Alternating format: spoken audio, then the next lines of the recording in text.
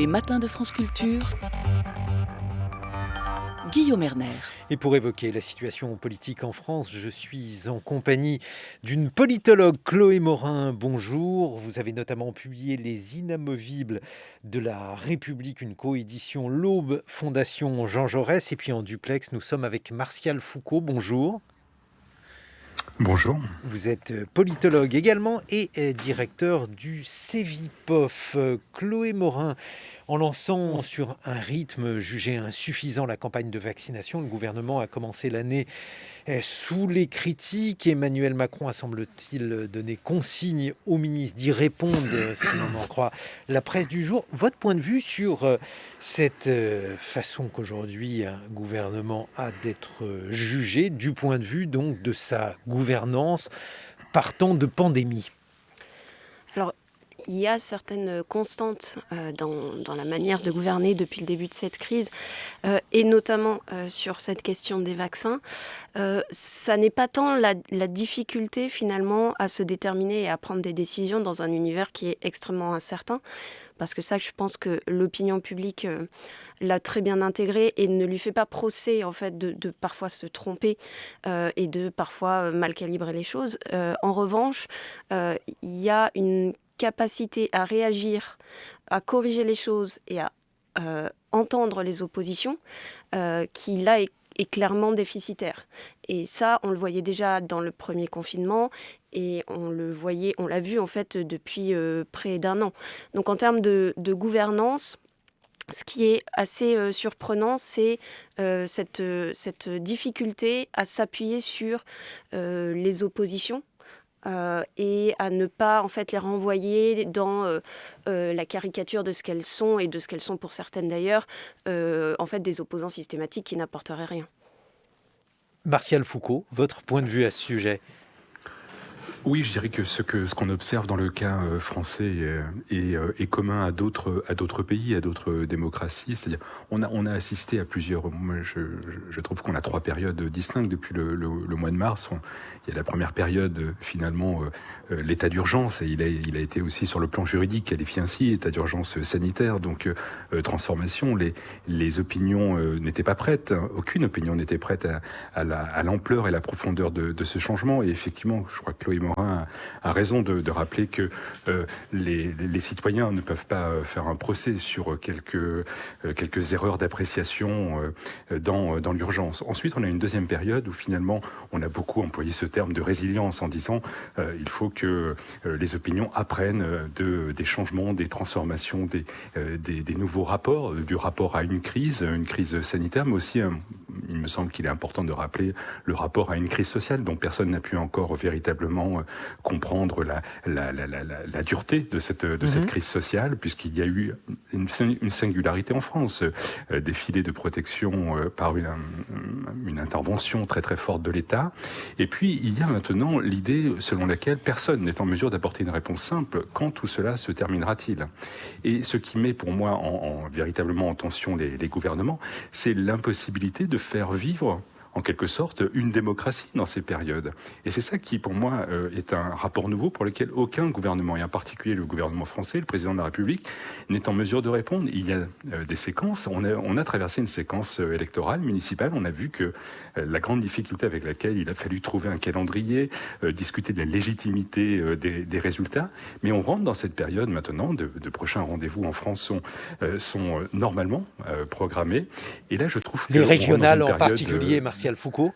Oui, et donc ce qui en juin prochain, si l'on en croit le calendrier actuel.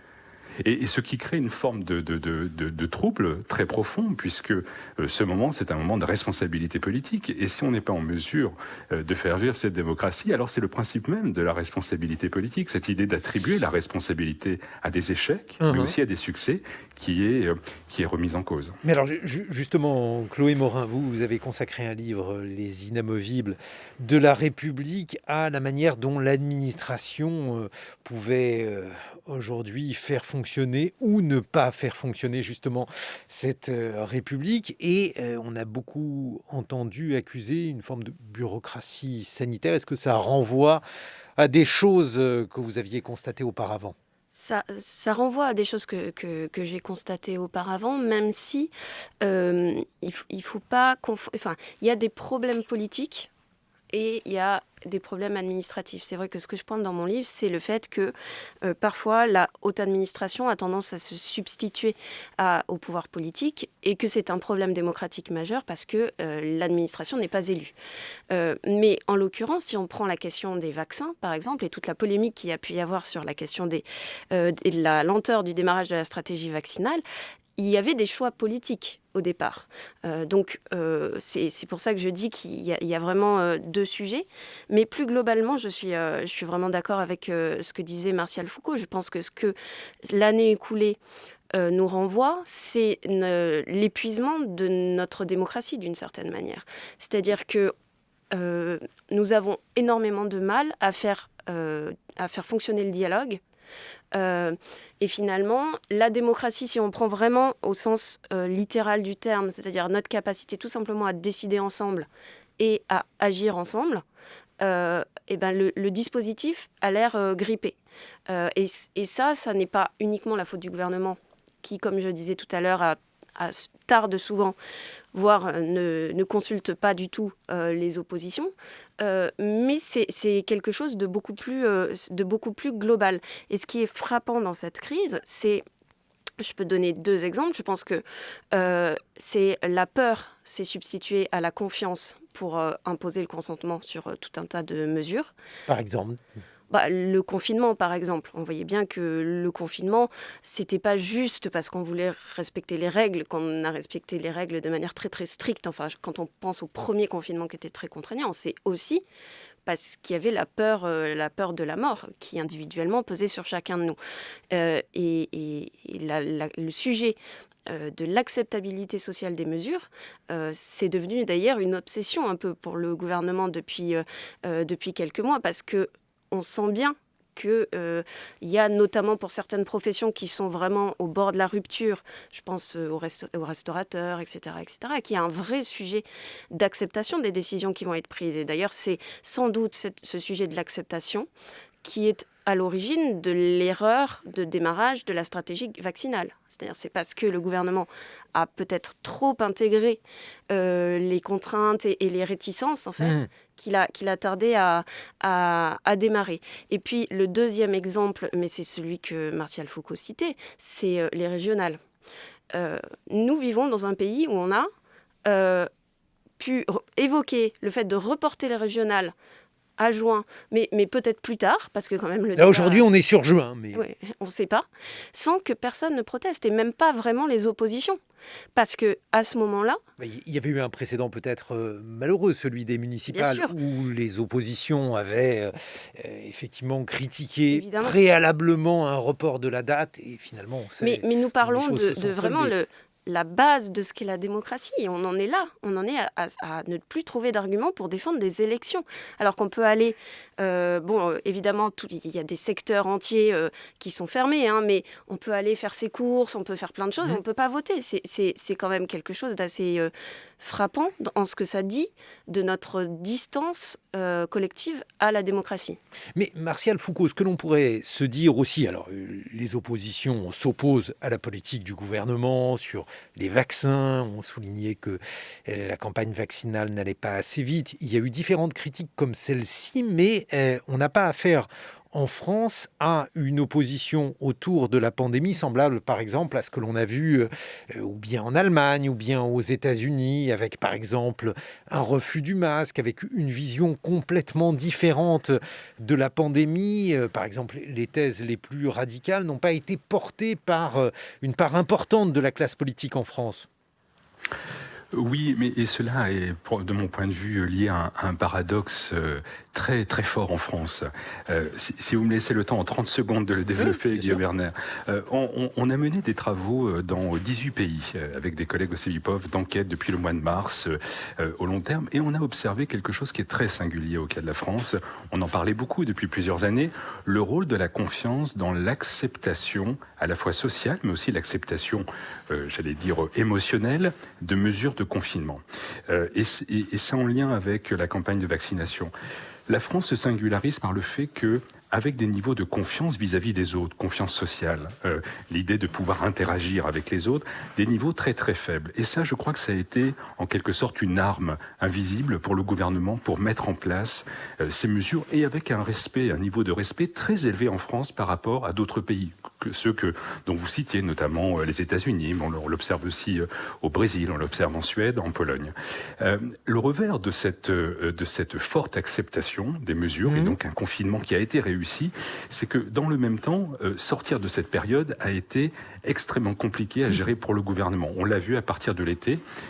Lorsqu'on a une société qui est finalement composée de peu de personnes qui ont besoin de ces interactions sociales pour le faire vite, pour être heureux, pour pouvoir se projeter, eh bien, ça rend la situation beaucoup plus simple pour le gouvernement. Or, c'est l'inverse qui s'est produit durant l'été. Ce niveau de confiance s'est retrouvé pour une partie de la population, et qui a considéré que ce deuxième temps, deuxième vague, ou ce qu'on peut appeler une deuxième vague, n'a pas été réussi parce que dans le même temps, ce que rappelait à l'instant Chloé Morin est juste, on a oublié une dimension fondamentale, c'est que la légitimité politique de ces mesures doit s'appuyer sur autre chose que simplement un état d'urgence, une peur, la manière de gouverner par la peur. Il me semble que c'est aussi une particularité du cas français. Et ce qui provoque un paradoxe, c'est qu'aujourd'hui, lorsqu'on a une société aussi peu confiante, eh bien, on le retrouve dans cette campagne de vaccination. Je crois que c'est faux de présenter les choses de manière binaire en disant il y a les anti, il y a les pro-vaccins. Non, c'est je dirais, ce marais, ces personnes qui n'ont pas d'avis très très franc sur cette question. Et cela est relayé par finalement une faible confiance, non seulement vis-à-vis des autres, mais aussi d'un certain nombre d'acteurs de cette crise. Et moi, je suis frappé de voir que l'on a un rapport à la science, un rapport à la recherche, qui est essentiellement balayé par un niveau de défiance très élevé. La défiance vis-à-vis des scientifiques, je crois, a complètement modifié le plan de marche du gouvernement, pensant que la vaccination, qui est admise comme étant une des solutions à la crise Covid, pour autant, elle ne peut pas se transformer en politique publique acceptée à la fois socialement mais aussi politiquement pour passer à travers cette période.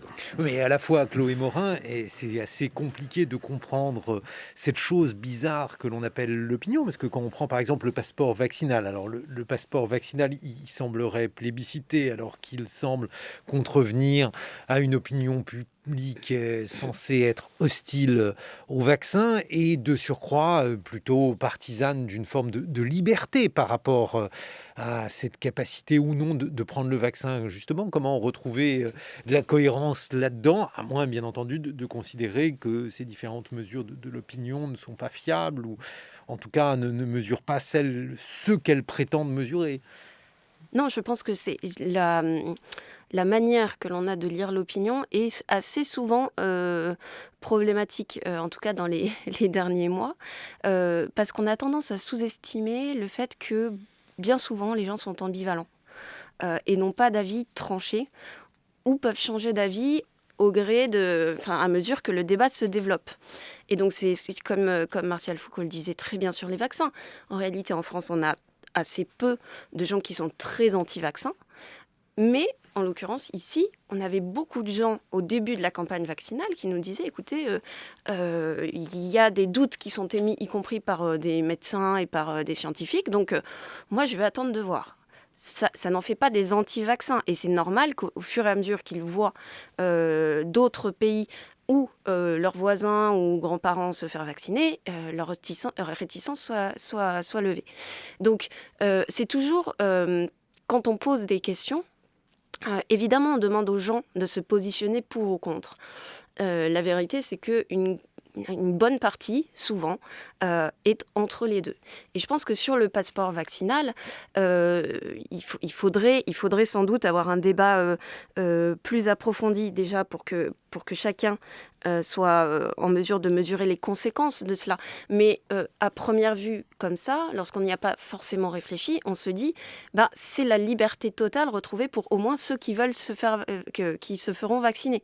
Donc, c'est vrai qu'à première vue, pourquoi pas ? Et ça n'enlève rien aux autres, puisque de toute façon, les autres, ils ne se feront pas vacciner, mais les C'est activités... quand même une manière de contourner ou de revenir sur l'idée, d'ailleurs le gouvernement est aujourd'hui très réticent par rapport à cette idée de passeport vaccinal, mais s'il y en avait un, c'est tout à fait hypothétique, eh bien l'idée que la vaccination serait libre est une idée qu'il faudrait quand même singulièrement relativiser. Alors, moi, je pense pas que ce soit ça le principal problème. En fait, je pense que le principal problème du passeport vaccinal, c'est que aujourd'hui, on n'a pas de quoi vacciner tous ceux qui voudraient. Donc, si c'était juste une question de libre choix, chacun, si on pouvait tous avoir accès au vaccin, ça serait moins un problème. Mais aujourd'hui, ça n'est pas le cas. Donc, je pense que c'est ça, en fait, le principal sujet. Martial Foucault, justement, si on continue de voir comment les différents pays ont réagi ou se sont adaptés à la pandémie, ce que l'on constate pour la France, c'est qu'il y a une forme de radicalité sanitaire.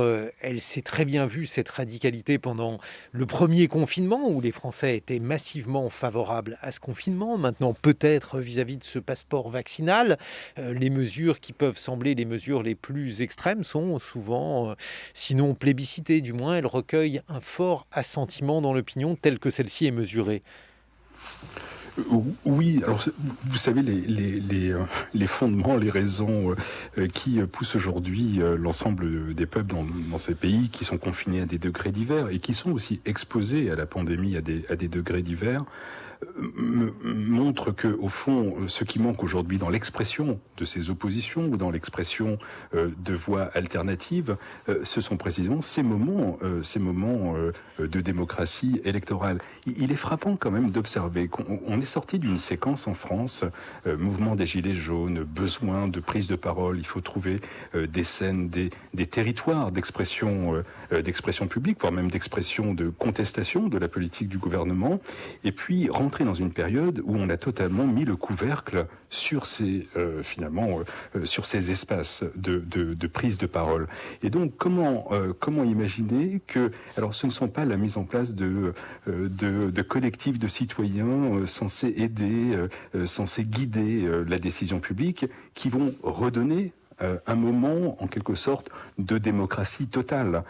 Donc aujourd'hui, on a l'impression que finalement le peuple est face à un gouvernement, c'est vrai en France, mais c'est vrai aussi dans d'autres pays, sans capacité de pouvoir exprimer d'autres choix. Et donc pour moi, il me semble essentiel que ces moments qu'on évoquait tout à l'heure d'élection, ce moment électoral, certes la démocratie ne peut pas se résumer à la démocratie électorale, mais il y a besoin peut-être plus qu'habituellement de ces moments d'expression pour pouvoir précisément indiquer que des choses ne vont pas. Et si ces choses ne vont pas, il me semble que encore aujourd'hui, le vote est le meilleur instrument pour pouvoir exprimer ces oppositions. Un mot, Chloé Morin. Oui, il y a le vote et puis sans doute le rôle du Parlement dont on a vu depuis des années qu'il était dévalorisé, y compris aux yeux des Français qui considéraient que c'était un espèce de théâtre qui ne servait à rien. Et aujourd'hui, on serait bien content que les Français se sentent au moins un tout petit peu représentés, ne serait-ce que par les oppositions, parce que du coup, les oppositions aujourd'hui se font dans la rue ou ailleurs. Chloé Morin, Les Inamovibles de la République, coédition L'Aube, Fondation Jean Jaurès. On vous retrouve avec Martial Foucault dans une vingtaine de minutes pour évoquer cette fois-ci justement l'état de l'opposition et notamment la gauche qui se cherche un candidat. Il y en a plusieurs aujourd'hui potentiels. Et puis la situation également à droite et la manière dont la droite peut se positionner en opposition au gouvernement. Il est 8h sur France Culture. 7h, 9h, les matins de France Culture, Guillaume Erner. La proposition de Marine Le Pen de mieux contrôler les frontières et puis ce refus de la part du gouvernement de laisser le groupe québécois Couche-Tard racheter Carrefour, est-ce le signe d'un retour du souverainisme, d'un autre rapport Aux frontières en politique, on en parle en compagnie du politologue Martial Foucault qui dirige le CEVIPOF et de Chloé Morin, politologue associée à la Fondation Jean Jaurès. Vous avez publié notamment Les Inamovibles de la République aux éditions de l'Aube et à la Fondation Jean Jaurès. Chloé Morin, y a-t-il justement une période favorable pour cette politique qui consisterait à mieux contrôler les frontières, à montrer des signes de souverainisme ou d'une souveraineté retrouvée? Oui, je crois que ces idées-là, en tout cas, on le vend en poupe. C'est vrai que depuis quelques années, la question de la frontière s'est imposée, en tout cas dans une partie de l'opinion, comme une thématique majeure et une demande majeure, parce que la frontière, c'est la protection. Or, quand on prend les inquiétudes principales des Français, vous avez une inquiétude de nature économique et sociale. On est un des pays qui est les plus défiants vis-à-vis de la mondialisation et qui considère que la mondialisation est une menace pour nous. Vous avez une angoisse de nature plus identitaire, j'ai envie de dire. C'est en gros la peur de l'immigration avec un discours qui était notamment porté par le Front National et qui a finalement infusé dans la société très largement. Si bien qu'aujourd'hui, vous avez, y compris au sein de la gauche, des discours qui consistent à dire on voudrait bien accueillir, mais on ne peut pas. Ça, c'est devenu quelque part le discours majoritaire à gauche. Vous avez par ailleurs une angoisse sécuritaire. Donc là, c'est évidemment le terrorisme qui est d'une manière ou d'une autre lié à la question des frontières, bien que l'opinion ait intégré qu'il y avait aussi une menace dite de l'intérieur. Et avec la Covid, on a une nouvelle menace qui, là encore, réactive la question de la frontière et la demande de protection, justement parce que cette épidémie est née ailleurs et que régulièrement, lorsqu'il y a une flambée épidémique ici ou là, ou un nouveau variant comme ça a été le cas en Angleterre, eh bien, il faut se poser la question de fermer les frontières. Mais alors, jusque-là, ce discours n'a pas permis à un candidat à l'élection présidentielle de l'emporter. Nicolas Sarkozy l'avait enfourché. Bon, ça n'a pas fonctionné. Ensuite, à chaque fois, c'est plutôt le candidat qui se montrait, je mets cela entre guillemets, le plus mondialiste qui l'a emporté. Oui, mais je suis pas sûre que ce soit une règle absolue et que ça vaille pour l'avenir. Je ne dis pas du tout que ce soit une règle absolue. Je pense que c'est quelque chose de très puissant. Vous voulez dire que cette fois-ci, ça serait la bonne ?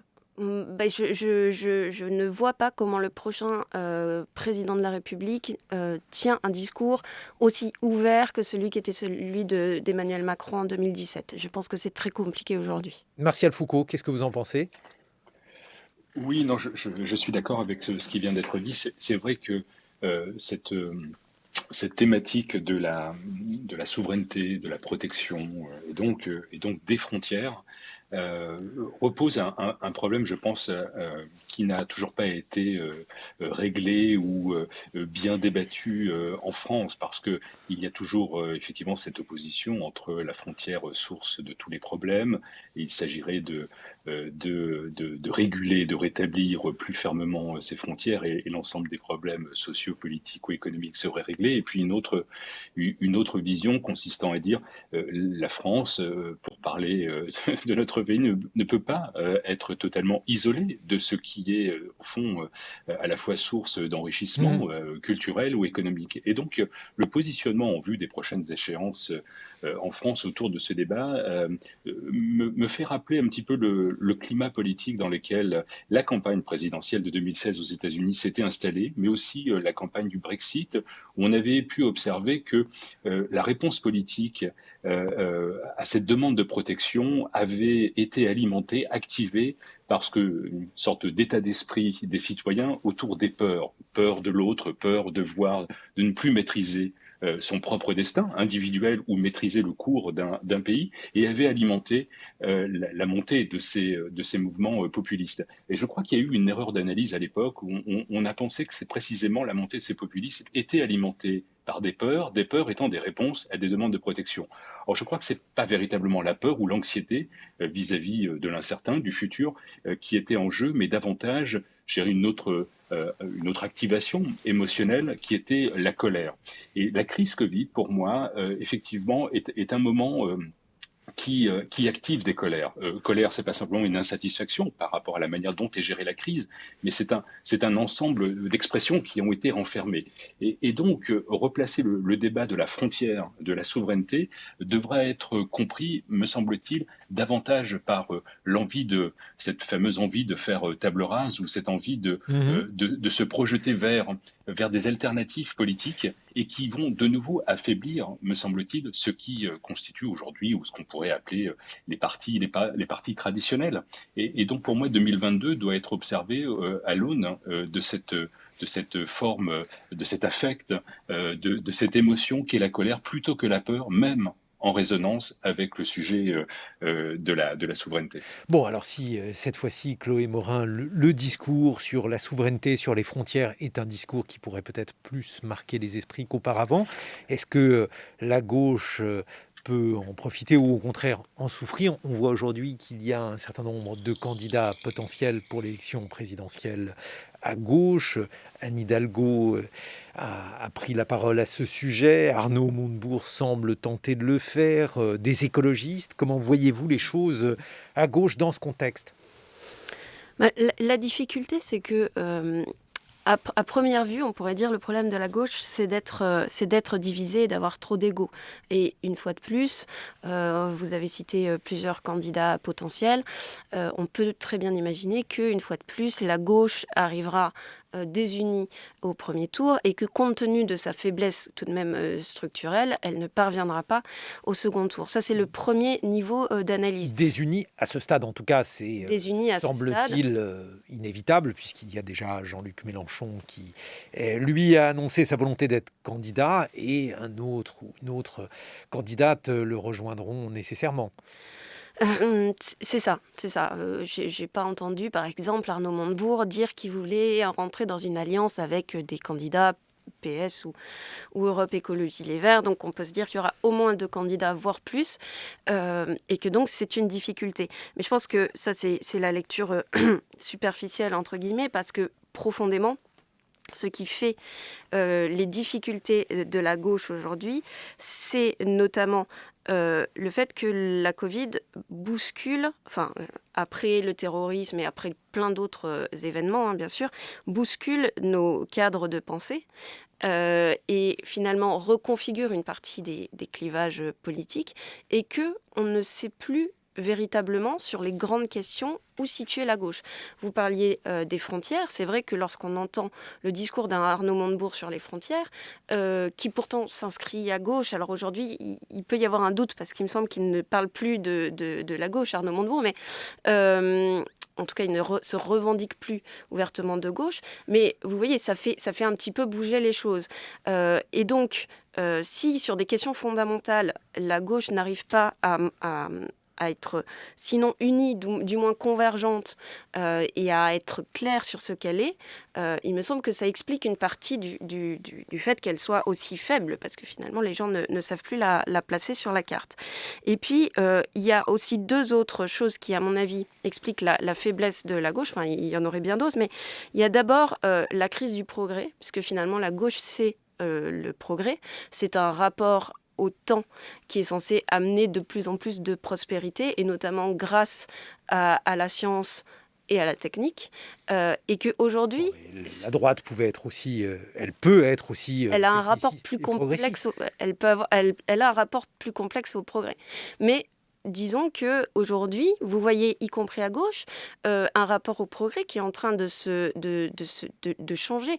Vous avez la mise en cause, par exemple, de la 5G, vous avez la mise en cause de tout un tas de technologies, et la question qui se pose est, est-ce que, parce qu'on peut le faire, on doit le faire, c'est ça. Donc ce nœud-là autour du rapport à la science et au progrès est en train de se dénouer, et je pense que ça crée un certain nombre de troubles au sein de ce camp-là. Et puis enfin, il y a un élément qui relève du climat médiatique, qui est que finalement, on le sait tous, hein, les médias ont tendance à valoriser les figures les plus tranchées, les plus tranchantes, donc potentiellement celle de Mélenchon, et en particulier, je pense aux chaînes d'information en continu et aux réseaux sociaux, donc plutôt les extrêmes, et les modérés, en quelque sorte, sont de plus en plus inaudibles, ou en tout cas ont de plus en plus de mal à se faire entendre. Donc si je vous suis, ce sera une mauvaise nouvelle pour les sociodémocrates ?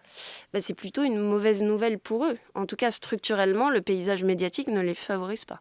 Qu'est-ce que vous en pensez, Martial Foucault ? Est-ce que la gauche a la possibilité de faire entendre sa voix, de trouver, alors sinon pas une candidature, mais 2 candidatures à minima ? Bref, comment juger de l'état des forces en présence ?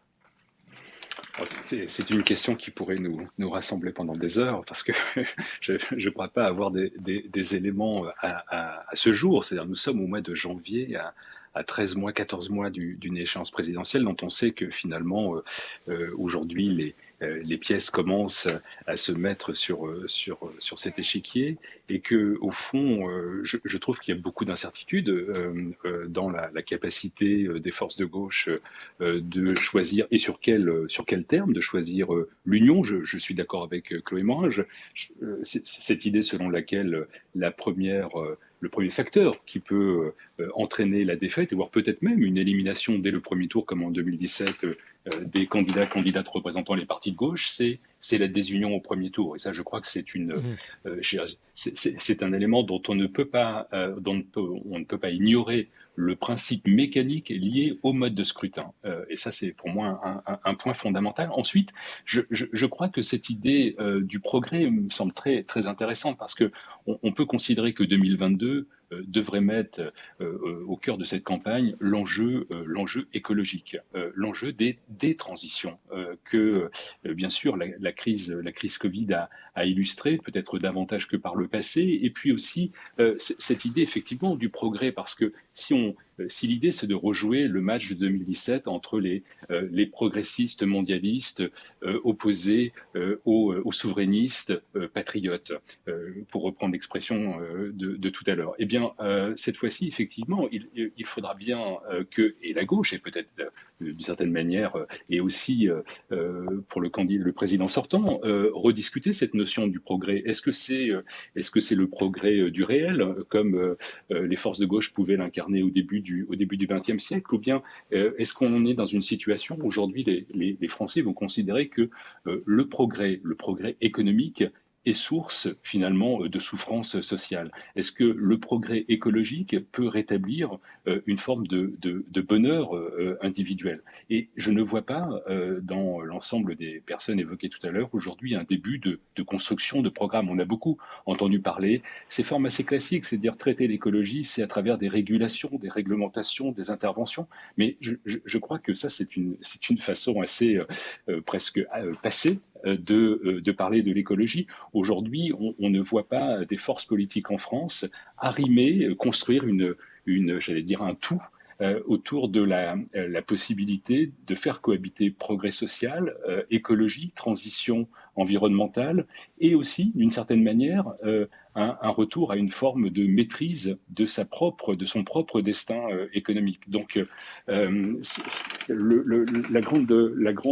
finalement, la grande promesse de la gauche autour du progrès ne repose plus sur cette idée même du progrès du réel.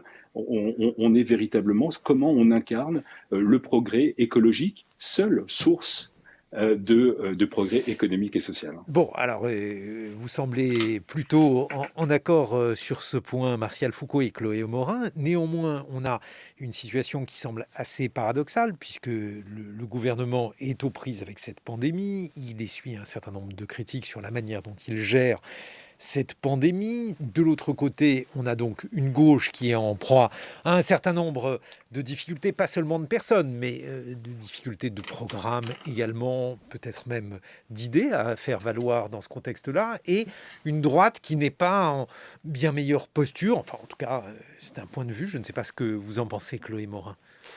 Non, elle n'est pas nécessairement en meilleure posture. Elle est peut-être un peu moins divisée parce qu'on voit moins de candidats, encore que je ne suis pas tout à fait sûre pour l'instant. En tout cas, nous verrons. Donc elle n'est pas Xavier forcément... Bertrand a fait savoir que Valérie Pécresse semblerait encline à. Bref, il y a là aussi quelques noms. Bruno Retailleau également voudrait tenter une investiture auprès des militants. Bref, il y a un certain nombre de noms malgré tout qui circulent à droite également.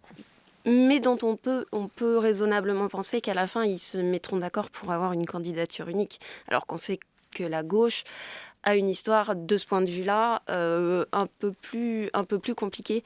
Et d'ailleurs, c'est une des choses qui manque aujourd'hui. C'est le mécanisme qui permettrait de départager les uns et les autres. Mais ça renvoie, je pense, à quelque chose qui n'est pas anodin, c'est le poids de l'incarnation et de la personnalisation de la politique aujourd'hui. C'est-à-dire que une fois qu'on a dit que les idées devraient passer avant les personnes, etc., ce qu'on constate quand même durant toutes les dernières élections, et ce d'ailleurs dans tous les pays, c'est pas uniquement la France, c'est que la personne compte de plus en plus et quelque part le programme de moins en moins. Et je pense qu'en France, c'est encore plus le cas parce que c'est une question de système médiatique, un peu comme je disais tout à l'heure, mais c'est plus que ça en France à cause de nos institutions. Finalement, on choisit tous les 5 ans l'homme providentiel. Et donc, on a pris l'habitude de placer des espoirs démesurés sur les épaules d'un homme ou d'une femme, peut-être un jour. Et ensuite d'être d'autant plus déçu, puisque une personne ne peut pas concentrer à ce point-là toutes les attentes et tous les pouvoirs. Et il me semble que une partie de la difficulté aujourd'hui de notre système politique et de notre démocratie tient dans cette surconcentration des attentes, des aspirations dans une seule personne, qui est amplifiée donc par nos institutions. Justement, qu'est-ce que vous en pensez, Martial Foucault ? Il y a donc un gouvernement qui est critiqué, une gauche mal en point, et une droite qui, nous dit Chloé Morin, pourrait se retrouver autour d'un candidat, mais qui a une partie de son programme économique qui est, comment dirais-je, en partie bien défendue par l'exécutif ? Oui, vous avez bien résumé la situation, c'est-à-dire que je rajouterai un point avant de poursuivre cet échange. On a quand même un rendez-vous, s'il peut se tenir, un rendez-vous électoral que sont ou seraient les élections régionales de juin prochain, parce que finalement, ça sera un premier test pour un certain nombre de figures politiques, de présidents ou présidentes de régions sortantes qui ambitionne d'être le représentant ou la représentante de la droite pour l'élection présidentielle. On pense évidemment à Valérie Pécresse ou Xavier Bertrand.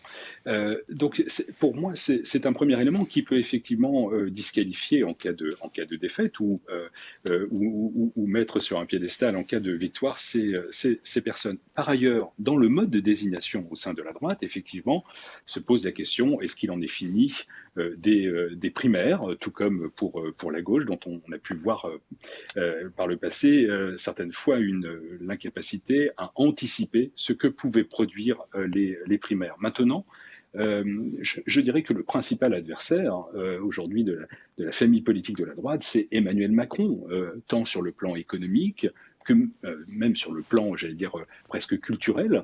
On voit qu'il y a une concurrence sur un terrain qui était la chasse gardée un petit peu de la droite, cette incarnation d'un libéralisme économique. Aujourd'hui, Emmanuel Macron semble avoir mis de côté les voix de droite.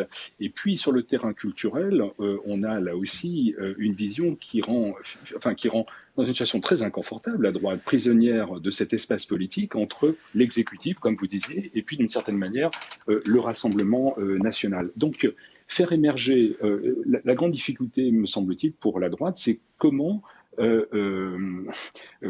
arriver à dépasser soit le président sortant s'il est candidat et la candidate du Rassemblement national. Parce que, alors donc justement, sur quel c'est pas le thème deuxième tour, c'est le premier tour. Pardonnez-moi, Martial Foucault, mais sur quel thème? Alors donc il y a toute une série de critiques qui sont adressées à l'exécutif sur la gestion de la pandémie. En dehors de cela, Je ne suis pas certain qu'un un candidat ou une candidate, d'ailleurs à gauche ou à droite, pourra émerger au premier tour simplement en révélant les échecs ou je dirais la mauvaise gestion de la crise Covid. Non, il s'agira de démontrer que d'une certaine manière, plus largement que la crise Covid, cet exécutif et ce président sortant n'a pas pris la mesure de ce sur quoi il s'était engagé en 2017. c'est pas important la Rappelons les crise promesses. Covid, Martial Foucault? Je crois pas qu'elle.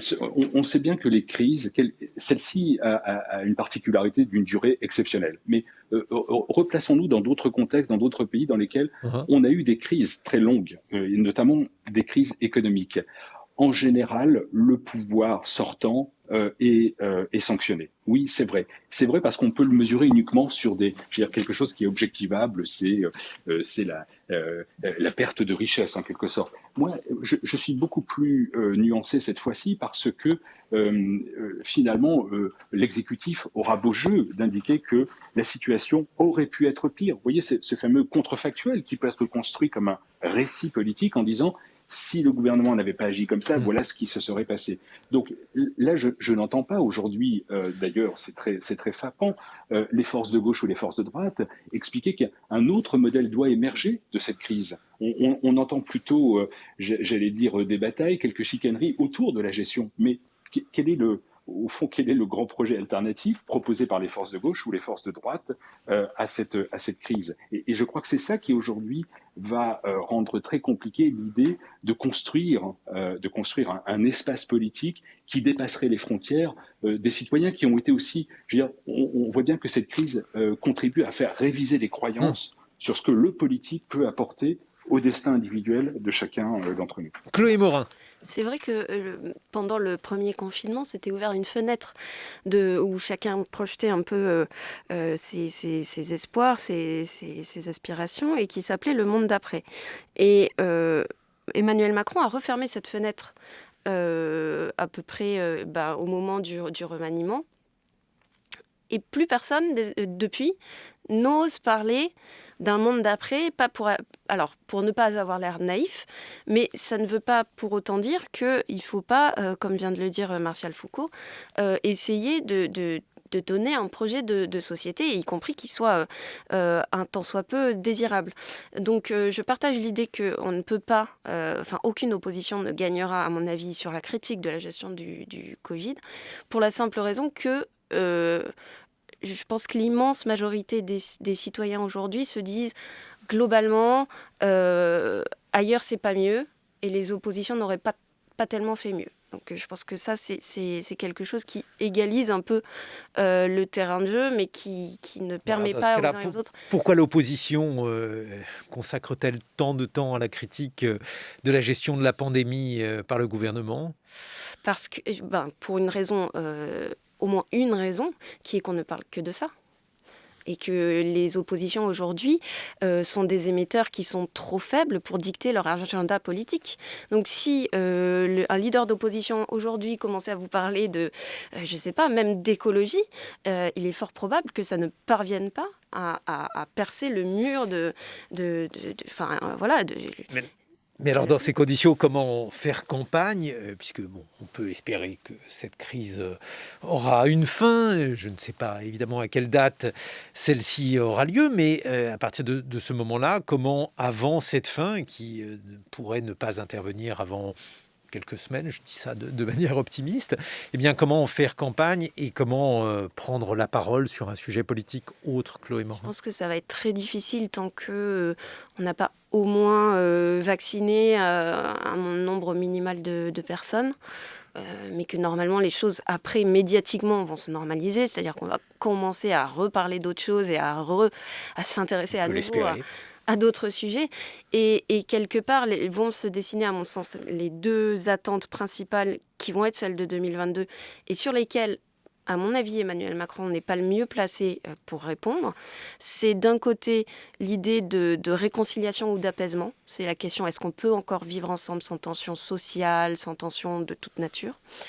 Et l'autre élément, c'est la protection. Parce qu'on va au-devant, donc on est déjà dans une crise économique majeure et que le thème de la protection qu'on a évoqué tout à l'heure est sur tous les plans absolument fondamental. Un mot de conclusion à ce sujet, Martial Foucault. Qu'est-ce que l'on peut dire lorsqu'on est dans l'opposition aujourd'hui en ayant un discours qui porte, malgré la prégnance du thème de la pandémie sur le débat public ? Non, je dirais que la notion dont on a beaucoup parlé il y a 3 ans de disruption n'avait pas d'égal à ce que nous vivons. La disruption, c'est maintenant. Ce n'était certainement pas l'arrivée d'Emmanuel Macron incarnant une politique disruptive. Non, la disruption, c'est aujourd'hui, cette crise Covid. Je crois que c'est juste l'expression d'un monde d'avant et d'un monde d'après. Et ni moi, et je crois peu d'autres personnes, sont en mesure, en toute humilité, d'indiquer ce à quoi ressemblera demain. Mais une manière de faire de la politique, dans ce moment-là, comme vous le disiez à l'instant, Guillaume Erner, on a peu d'éléments. On ne sait pas comment les prochains rendez-vous et la campagne présidentielle pourra se tenir dans une pandémie dont on ne voit pas arriver la fin. Donc, on est dans cette période véritablement disruptive. C'est ça la disruption. Merci beaucoup, Martial Foucault. Vous êtes politologue, vous dirigez le CEVIPOF et merci à Chloé Morin, Les Inamovibles de la République. C'est votre livre, une coédition L'Aube, Fondation Jean Jaurès.